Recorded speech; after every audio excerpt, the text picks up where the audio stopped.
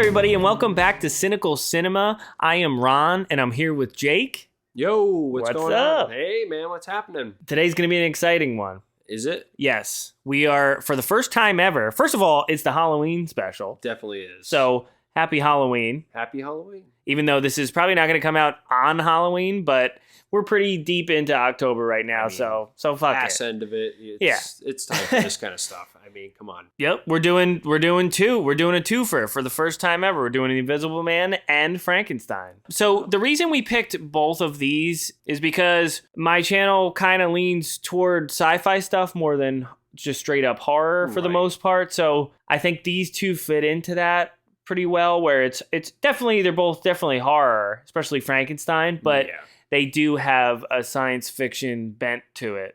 Absolutely. If that makes sense. I mean, really, if you think about it, Frankenstein, the novel is widely considered the first science fiction novel. In a weird way, it is. Yeah. I mean, it's the galvanism thing. So it's predicated in what was at the time theoretical science. Right. So that's what, I mean, that's kind of the whole thing with the science fiction aspect. But I mean, other than that, it's Gothic era horror.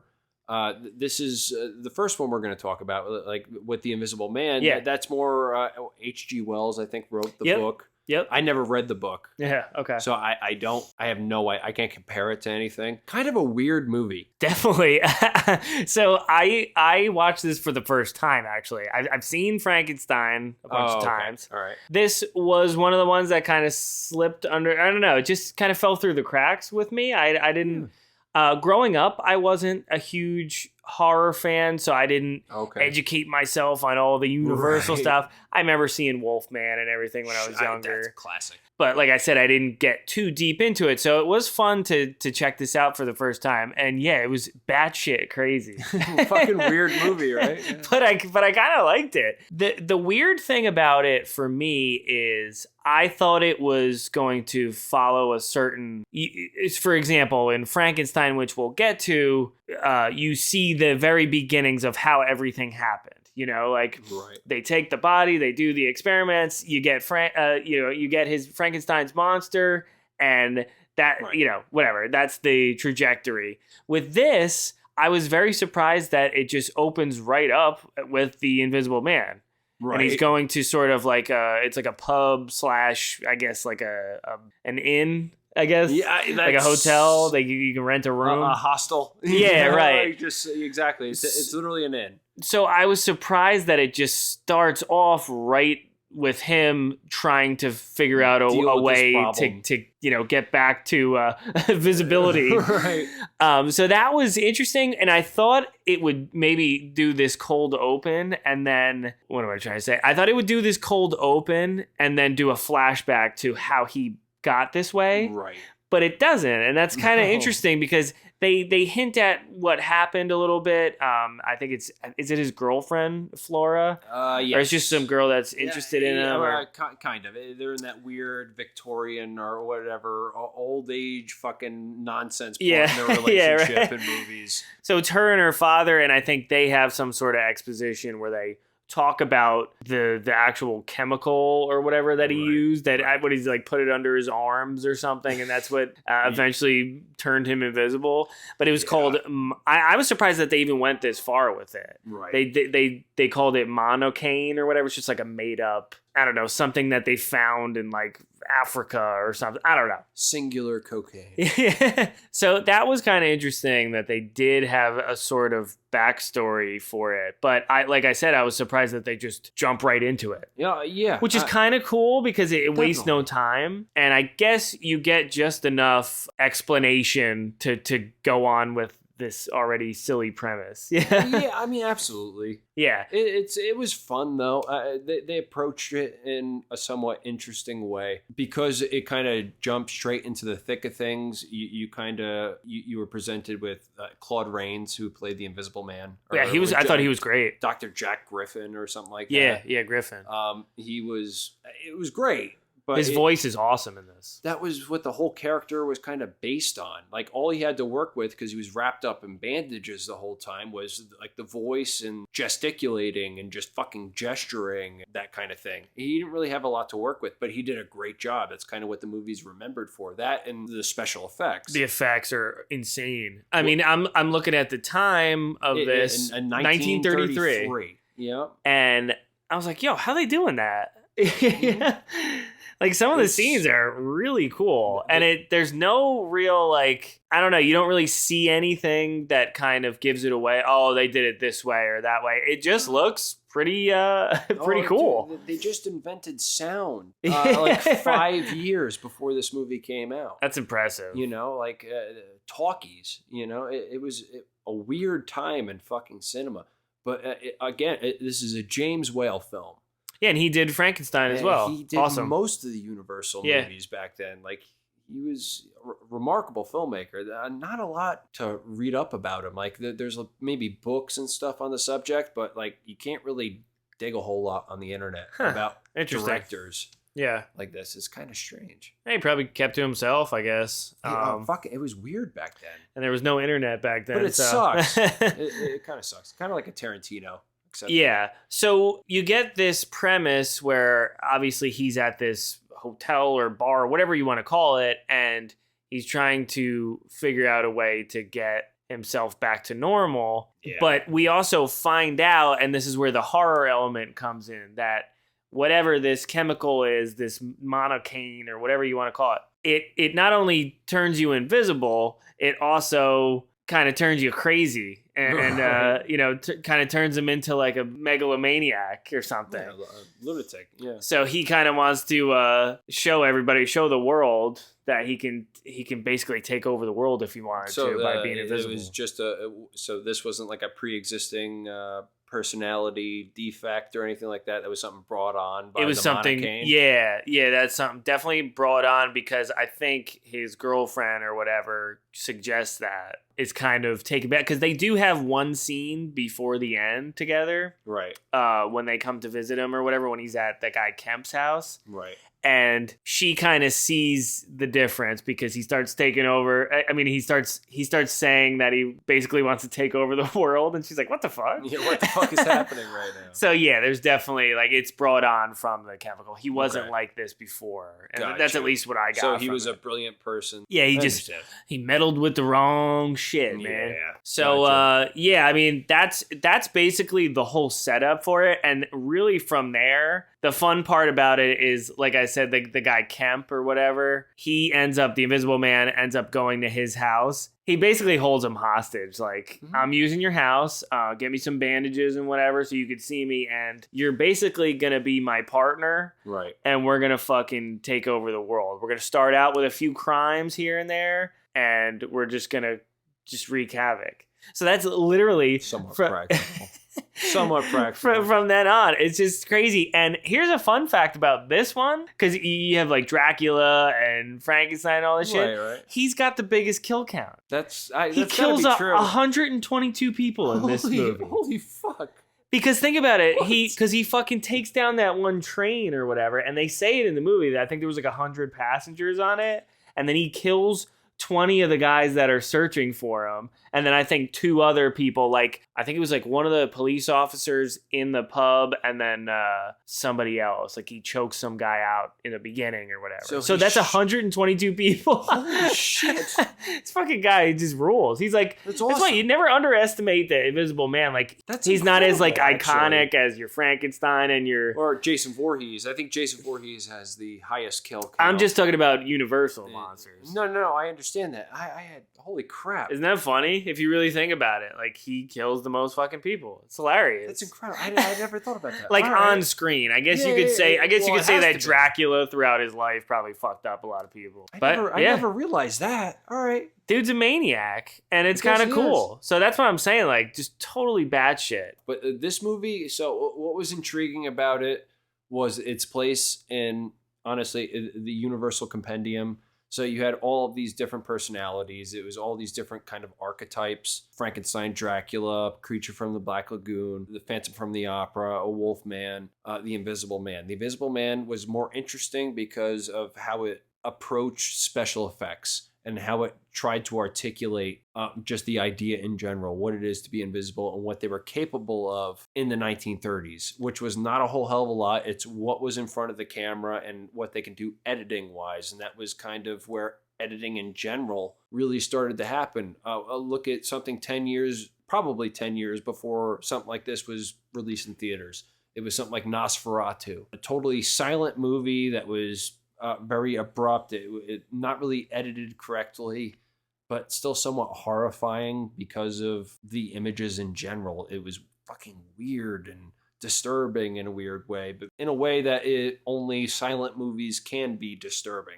Something like this was interesting, not because it's scary, but because they were trying to portray something that was a little darker and actually try with special effects. A lot of movies were dramas back then and weird shit like that. It was that and horror. Like, there was nothing to push cinematography and special effects other than horror. There were no action movies. You really couldn't push anything like you could with horror. And Universal did that kind of in the best way, especially with like Jack Pierce. You know, he did most of the special effects for the Universal movies. He kind of comparable to somebody like Rick Baker today. I was surprised. I thought I wouldn't like it as much as the other, you know, more traditional monsters, because it's kind of even weird to call him a monster because it's just a guy who's invisible. It's not like he has fangs or you know, like, you know what I'm saying? Yeah, like it's not like he's a wolf man or right, a Frankenstein not who was a dead monster. He's just an invisible human being. Yeah. That is a total douchebag. Yeah, but that's when I started to like that aspect of it watching when I really got into the movie, because I didn't think about that before I started watching it. I'm like, all right, is this going to be an invisible man? Like, I don't know really where this is going to go. Yeah. But you start to realize that, yeah, I guess if there was an invisible man and if he was a little psychotic, he could do some fucking damage. Definitely like, holy could. shit. I mean, holy crap. You know, if he put his mind to it, holy shit. Yeah. So that was what was entertaining about the movie. And it kind of ends in that classic Universal monster way where in this you get the whole police force, you know, coming out to try to rightfully stop him. Probably. So yeah. Asshole. But yeah, I guess it's sort of tragic because they should have hinted at it a little bit more that he used to be a good man. See, that's why I kind of wanted it to start out a certain way. Like, if it started out and you got to know this guy, you could see his character. What was the origin of exactly. this person. Maybe you could see him like he was in a loving relationship with that girl.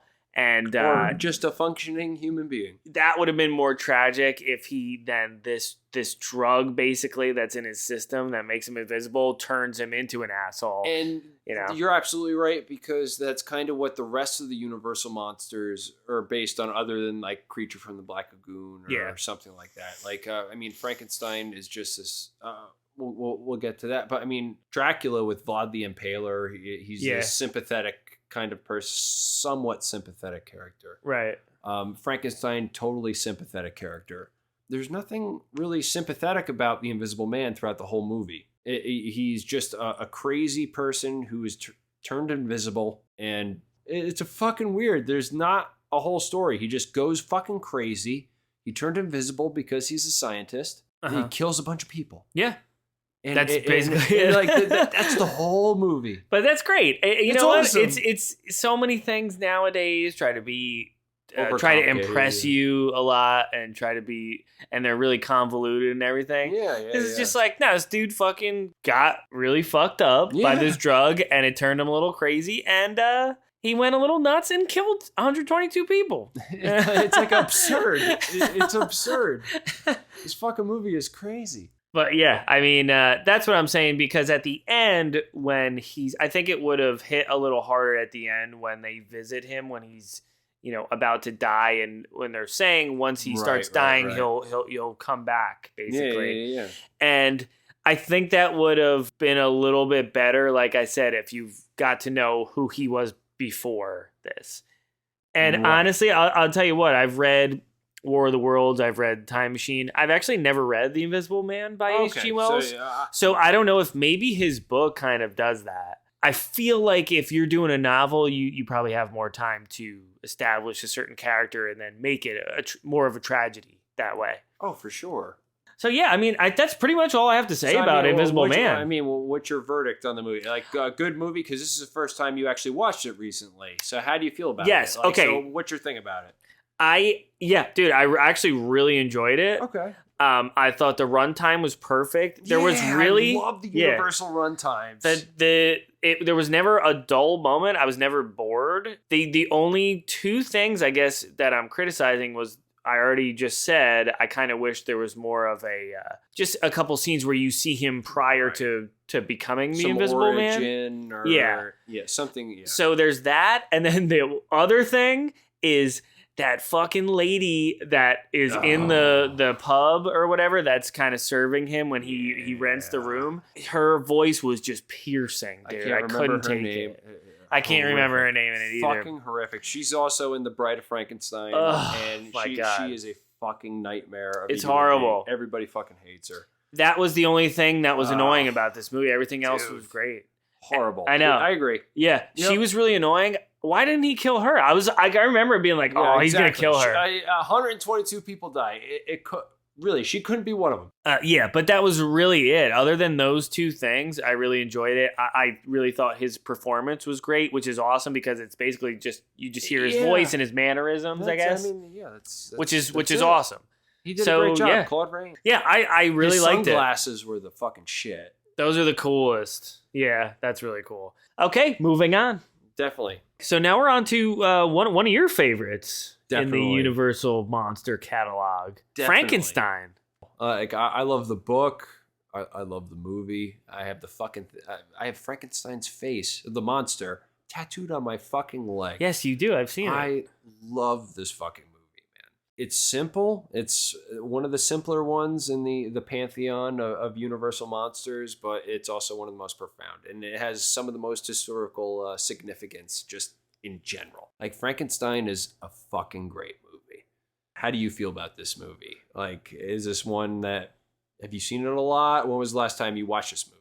Yeah, well, I mean, we both rewatched both of these for the podcast, obviously, but probably like a couple years ago, I go through some of the older ones. I think it was, every time Halloween comes around, I'll get into a different era. I feel like a lot of the times, I think it was, I did a lot of the 80s stuff. And then one year I was kind of more into going back and doing stuff like this. So slasher movies to Universal thing, right? Yeah. So I kind of switch off every October. And so it was probably like 2 years ago, I was more into the older stuff and watched Frankenstein. It's great. It's really good. Again, a short run time. Another James Whale movie. Yep. Another James Whale directed film. And yeah, just really good. Just really good, really solid, It's a good solid characters, movie, yeah. good performances. There's never really a dull moment in it. Everything counts. I really like that about all these old movies. It's a weird kind of special movie, man. The book is almost nothing like this movie. Really? There's See, okay, so this very is another little- one where I haven't read the book again, Right. but you have. Yeah. Recently, I read the Junji Ito interpretation. Okay, of what's that? the book. It's the same thing, except it's Japanese. It's Junji Ito. Like, he's a master just with horror. Is it like a art manga? It's a manga. Oh, okay. He's Okay. definitely Japanese. Like, definitely manga. He's one of the kind of the like, if there was a Mount Rushmore of horror manga, he would be one of those faces. Like, this dude is brilliant. Oh, cool. A handful of years ago, he did a release of the Frankenstein, Mary Shelley's Frankenstein, and it's Nice. fucking freaky as shit. It's kind of expedited. Like, he doesn't go through the entire book or anything like that, but he kind of hits some of the most important points of the story, and it works. This movie, the only thing that is anything like the book itself is when I believe when Dr. Frankenstein is getting married and Frankenstein is chasing her around the room on her wedding night. That is literally it. Like, she gets strangled to death. She's murdered on her wedding night. Other than that, nothing like the book. Yeah, right. Like, I've heard it's different, but it works as a movie. Yeah. It's not a movie that pisses you off or anything. Yeah. If you read the book at all, it's a great fucking movie though. There's something about the architecture, like the approach of the movie, the look in the beginning when they're, there's a bunch of people at a funeral and they're in this graveyard, but I love the way it looks. And Right. it's obviously a sound stage or something. I don't know. Yeah, it's definitely a stage. But I don't know. The way it looks is really cool. It's very like otherworldly, and the background, it's just so dark. You know what I'm talking about? Like the sky, like the foggy sky in the background just looks so cool. It definitely does. I like that. So that's a cool, ominous opening. And then you get these two freaks. You got Fritz, right? And Frankenstein. The original sidekick. Yeah, yeah. Like, all fucked up, man. Basically doing some grave robbing. Yeah. So anyway, Frankenstein. We'll call him Frankenstein. What did you think of his performance in this? He was great. Yeah. They edited this movie, I think, in America because he compared himself to God, and so that freaked out. Oh wow, yeah. That's probably like controversial at the time to do something like that. A lot of movies now that are based on books, yeah, they have nothing to do with the books, but it's not presented in a way that's interesting or does justice to the source material, so it almost makes it unwatchable. This has little to do with the source material, but it doesn't piss you off. And that's just, it's different, especially this is back in the 1930s. It's just impressive. It's a great movie, and it kind of stands the test of time.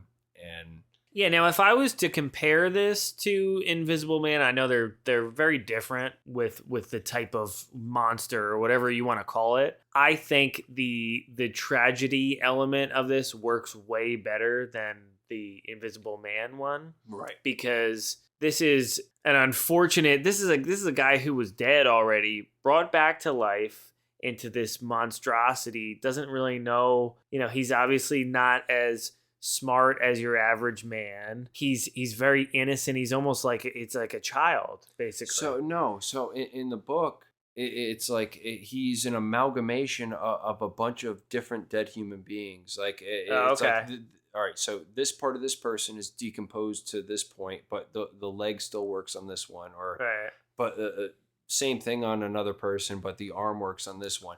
And for what he couldn't figure out with some of the organs, he used animal organs and stuff like that.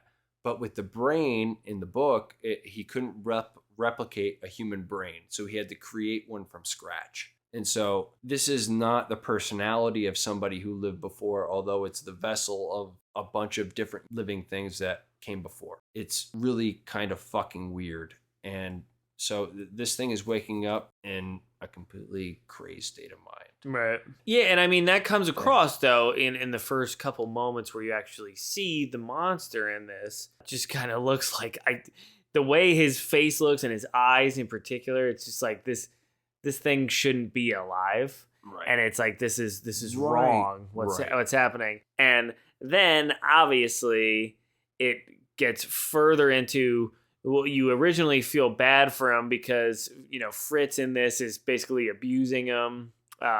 He is at that point, it's kind of like abusing a child. It doesn't know what's going on. But that didn't happen in the book. So in the book, he just disappears. Like, he wakes up, like he was imbued with life, and he just is up and disappears. And Dr. Frankenstein passes out in the heat of the moment. Like, he couldn't take it, and so he passes the fuck out, and the monster escapes. He didn't even realize it happened until he revisits the room when his friend visits him, Henry. Henry wakes him up out of a stupor kind of a thing and helps him back to his room. He slept for like a day or two, and he was like, what the fuck was going on? And he brought him back to the room. He realized what actually happened because the evidence was kind of there. But he didn't see the monster for quite a while after that. It was almost like a year or so was the next time he saw him. And he stayed with this blind man in this family. Like he was living in a shed and like observing this family that was the only like link to humanity. And that's where he learned to talk and all that shit. So by the time he saw Frankenstein after he was born, he was able to communicate with him. And he was like extremely articulate. Like he was like reading the Bible and like Milton's Paradise Lost and shit like that. It's fucking weird. And when you see him in the movie, he's kind of the opposite of that. Mm-hmm. Especially because like the real articulate one in Universal is probably maybe the Invisible Man because he's a scientist. Definitely. But Dracula. For different reasons. Frankenstein's just grunting and moaning and all that shit. Yeah. He is nothing like that in the book. But I think it makes, one of the defining moments in this. Obviously, it's probably the most fucked up part in it, but it's also really tragic because you're watching him basically get abused the whole time, and you feel sorry for him. And then when he finally escapes, he meets a little girl, and it's a very innocent thing. He's playing with her, and then. Which is funny because they wanted to take this scene out originally. Yeah. Or I think one of the actors. I think actually it was Boris Karloff, right? Right. He didn't. I think he just probably had an affection for his own character and he felt bad for his own character. So he didn't want to see that happen. But the director was basically like, no, like this makes it even more tragic because he saw her throwing the flowers in and then they're both having fun. And then he throws her in, not knowing that she can't swim. And that's when you get the, like we were talking about before, that's when you get the moment where everybody goes after the movie this monster. Version is much more tragic than the novelization, like the original incarnation of the character, because of the intelligence level that they kind of portray with each version. Like in the book, it's like fucking smart. Like the thing is mindless, crazed fucking monstrosity only for a little while. As soon as it learns to articulate itself and all that kind of stuff, like it's a scheming motherfucker. Yeah, okay, so that's very different than this. He's kind of like a beast, you know, like very primitive. Yep. And almost opposite. Like not quite this thing. I mean, yeah, it's very simplified here, which is I feel like they did that with all of those things. I mean, with all these movies, which is actually good. Yeah. In a way. But obviously an iconic fucking character movie. Design. Well, movie, but I'm saying like as far as the monster goes, I mean, come on. Jack Pierce, absolutely, dude. Like, unbelievable. But yeah, I haven't seen any of the sequels. I haven't seen anything. So it would be interesting to see because I've seen this a decent amount of times now. But I guess when I was younger, I just wanted to go through all the classics first. But then now I'm more curious to see the continuation of some things. Like, well, especially the Frankenstein stuff. Bride of Frankenstein is probably the best. Right. But Son of Frankenstein is also excellent. But that's probably where you want to stop. Yeah, right. It's a trilogy. Probably gets sillier from there. Right? Yeah, it's a trilogy, man. But it is funny that even back then, like a lot of the Hollywood stuff, they were, keen on doing sequels of things that were successful. They wanted to just keep chugging them out, Yeah, no, absolutely. Yeah. So the original was amazing. It's a classic for a reason. The sequels are also good up to a certain point, like pretty much up to Son of Frankenstein.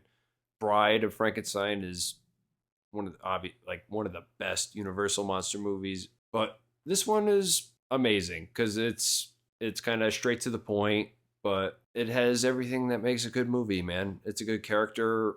All the actors are good. Everything was portrayed pretty well. Boris Karloff was amazing. This is one of those essentials, you know what I mean? You have to, even if you don't really like it, I think you could appreciate the standard that it's set for other movies in the future, you know what I mean? So it's definitely one of those important movies if you're a fan of horror, if you're a fan of just any of this genre stuff, science fiction. Pretty much. It's one of those things that you kind of have to see. It's, you know what I mean? Definitely. It's a horror movie, but really if you look at everything at its heart, it is kind of it's a science fiction movie.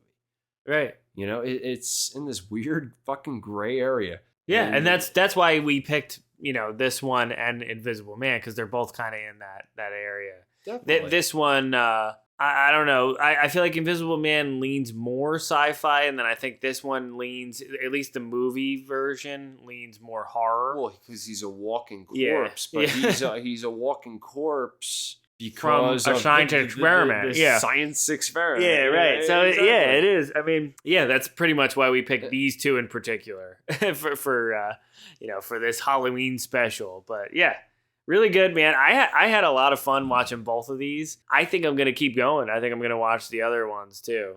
It's gonna be fun. Fucking well worth it, man. It's awesome. And I would urge everybody else to do the same. So yeah, it was fun, man. Definitely, Mr. Ron. All right. Awesome. Thank you for doing this with me. And hey, please like and subscribe if you're enjoying this content. We do this every other week. So get in on the Cynical Cinema podcast. That's it for us today. And we'll see you next time. All right, Mr. Ron. I said, see you. Take care. Hey everyone, it's Ron here with a quick announcement. When I started this channel, I was reading and reviewing the Dune books and other sci-fi related material. And most of you might not know that I'm also a musician. So when I was reading these sci-fi books, I started to get inspired and decided to make my own soundtrack to use for my videos. And now I'm excited to tell you all about the first volume in the Ron Reviews original soundtrack collection. This album includes the first 17 tracks featured on my channel, and it's available now exclusively on Bandcamp. Be sure to check the description of this video for the link to the album. Thanks so much for the support so far. I know I'm just starting out, but I hope you're having as much fun as I am. So check out the original soundtrack Volume 1 on Bandcamp. This music is great if you want something moody and atmospheric to listen to while you're reading some science fiction. I think you're going to love it. Thanks.